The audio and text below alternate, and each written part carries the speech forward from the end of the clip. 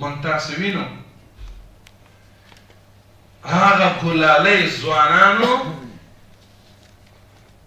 چې هغوی خپل ګلالی وجود نه تیر شوی و دا دې دپاره نه و چې موږ او تاسې یوازې زیري موټرانو کې ګرځو او زما مقصد پوره شو او د ملګرو په غم کې نه یو.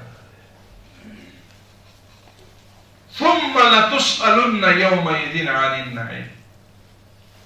ای قدرمندو په دې سخت حالاتو کې دنیاوالو نظر هم موږ تاسې ته دی، نړیوالو نظر هم امر بالمعروف نهی عن المنکر محتسبینو رئیسانو امیرانو مدیرانو ته دی.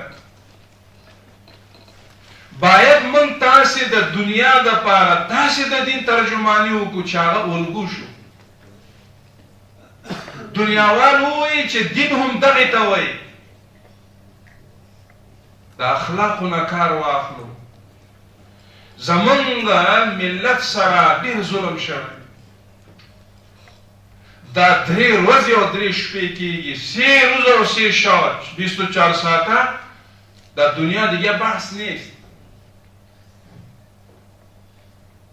اجباری حجاب، حقوق بشر و نسوان پایمال میشه. اوس نړیوالو ته دا صلاحیت چا ورکړ چې زما د مور زما د خور ټیکرې او پړوني زما وجود او خورکۍ د سر نه دوی وغورځوي. کوشش وکړئ، سخت امتحان سره یو موږ تاسو.